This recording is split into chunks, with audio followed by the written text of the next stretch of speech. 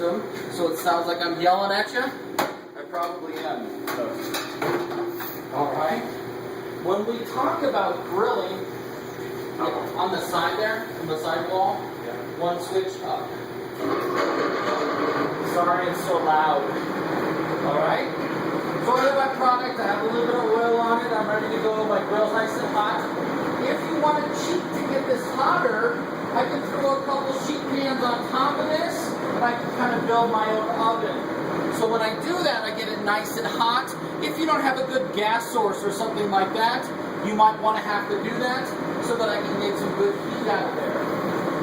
The key behind this is, notice I have my tongs ready to go, I have my product ready to go, and then I have where my product's going to go afterwards. So I've mise en place myself, I'm ready to rock. I take my item, okay, just like this. I always do presentation side first. Presentation side first. So that's the side that's going to go up towards the customer. Whether I do skin on or skin off, it really doesn't matter. I can pull it off if I choose to. This is called an airline breast because it still has a portion of the first wing called an airline breast. Alright? You can marinate it, you can oil it down if you want, that's totally up to you. If you're in a station and you're going through a lot of grill items, you might want to get an old rag and a little bit of salad oil. You can come back here and season this up. If you've ever gone camping or something like that, cast iron skillets, same kind of thing. What do you have to do with them every once in a while? Boil them up, throw them in your oven. Absolutely. Same kind of thing when you get ready to do this. Alright? So I have my product ready to go. Then I bring it over here and notice how I place it down over in the hot area.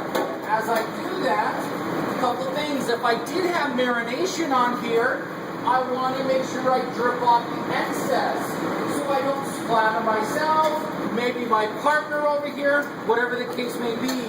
As I do that, I pick this up and I should drop it away from myself. I should do that while I'm in the pan over here as well. When I drop something in there for safety, drop it away from yourself. As I do this, listen to the product. We call this marking. I'm going to mark my item. Even though it says the grilled chicken breast on the menu, it doesn't necessarily mean that it has to be finished on the grill. Listen. Hello. Notice how I move it in a new location. Because what's wrong with that area now? It's cold. You better believe it. Now the extra fat from the skin, which is fine, is making it do that flaming up. Now I turn it, we call that a quarter of a turn. 10 and 2, if that's what you want to call it. 3 and 6, whatever you want to call it. Hash marks. But I'm marking my chicken is what I'm doing. Hello? Just like that. Listen to it. So easy. Yeah. Just like that. You want it as hot as possible. I have to video it or I'll never remember. Yes, it's hot over here, okay? But again, that's what's going on. This one is darker because of that skin. It has fat on it. Just like that. I drop it in a new location. Before I would start another batch of chicken, I would take this and clean it one more time. That is a marked chicken breast. That's a skin-on marked chicken breast. See the excess? Okay, darkness on there because of the burning of the skin. If I had marination on there, it would do the exact same thing. Then I place those over there in a banquet facility or a banquet setup. No, he's going to finish them. In banquets, if I was doing a banquet tonight for 2,000 people of this chicken breast or beef tenderloin, all my steaks, all of them, would be seared off by 8:30 in the morning. Done. Then I would take this and sit on it. Put it in my refrigerator. My staff knew if those steaks weren't done by 10 o'clock, they're in trouble. Because I cannot be sitting here marking all these to order for something like 2,000 people. Now in a restaurant setting, we call that a la carte, a la minute. A la minute means to the last minute. Now, if I'm out here and I got a restaurant for 100 people, I take tickets and I bring them down, then I fire off one chicken breast, no problem. When I get to banquets, it's a different idea of cooking. Sometimes it's not how well you can cook, it's how well you can undercook something. Because when I get ready to fire this, if this was 200 steaks, they're going to go finish off in the oven. Because I marked them first. Does that make sense? Did I lose you? No. You tired today? No. Are you mad at me? No. Okay.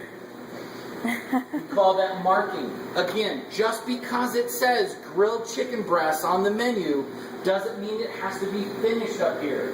Actually, if I do finish it up here, there's a chance that this is going to come out dry. This is a dry cooking method. Alright? You have a tendency to dry out your product more often in this fashion. Now, going back to this, I could put this back on another meat rack if I wanted to. I could put mirepoix underneath there. Typically you don't, but you could if you wanted to. Then you take this and again, fire it off in the oven. Finish cooking it.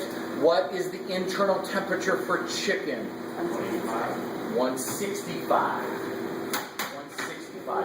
It's the hottest of all our proteins per HACCP. Now remember, when I do put this in the oven, do I pull it out at 165? No. What do we have going on when I finish something? Carry over cooking. Carry over cooking. Even though I get done sauteing something over here and I pull it off, doesn't mean that it's done. You still have internal temperature that's going to what? Keep rising that. So actually, for something like this, it's not going to take very long. It's really thin. It's probably going to take me about 3 or 4 minutes to come up to temp. I would probably pull that at about 160-ish. Somewhere in that ballpark. Maybe even 158. Okay? Does that make sense? Because you have your residuals from the pan itself, and then obviously the heat from the bird. By the time it gets up to the customer, remember it's probably going to sit in the seam table for a minute or something like that. It's going to get hot sauce on it. It's going to go on a hot plate. It's going to go in a hot window. Then it goes out to the customer. Does that make sense? Back to if I was doing steaks, and I was doing 2,000 of them for a banquet tonight, I would bring them, I cook them at medium rare, I pull them at about 105, 115. Now they sit out, they rest. They sit out and they rest, and then they go in a hot box. They go in a hot box, then they get ready to be plated. Hot plates come out, hot sauce, then they go in a hot window, then they go back with the lid on them. Then they would go back into another hot box. They would have sternos underneath of them. Then that box would be delivered to the banquet room. Then it would be plugged in. You're talking more heat. By the time it got to the customer, it'd be perfectly 133, 135-ish. Does that make sense? So obviously a little bit different style of cooking when you start talking about larger numbers. Any questions on that, on grilling? Yes. In the oven, you could do a 275, 300, 350 oven.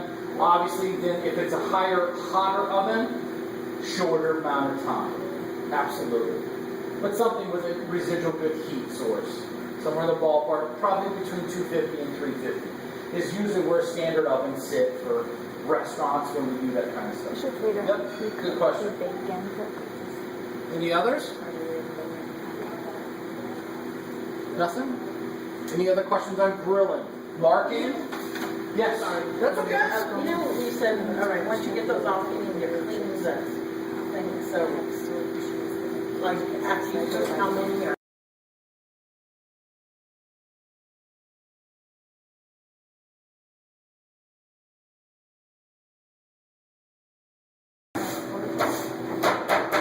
Just like that. Then again, if I wanted to, and I wanted to get this hot again real quick, a couple sheet pans, I would use bigger ones over there, but a couple sheet pans just like that, a couple minutes.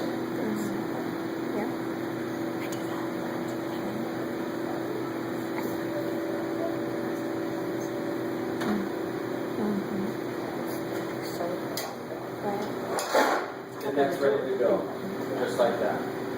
Try to use older sheet pans or older pots and pans. Don't let your boss know you're using the fresh ones. Or at home, if you decide to do this at home. Your girls at home, propane, if that's what you have, typically most of us do. If that's what you have, you can do the exact same thing. The whiter the better is what you want. The hotter. All you're doing is usually searing. People always come to the grill. Too hot. You're really only over here for a few minutes if you really think about it. The whole process. 2 chicken breasts, what? Took me 32 seconds. The whole process. So you're really not over here for that long period of time. Again, usually the hoods are on, especially if I start making a lot of smoke. So we don't have a fire alarm and those kind of things. You should be able to, in good ventilation areas, outdoors, obviously, something like that. But you need it as hot as the unit will go. Alright? The hotter the better the grill marks. That's what you're looking for. Alright? For vegetable cookery, a little bit different when you get ready to do vegetables. Thicker is better. Thicker are better than thinner. There's a tendency for them to dry out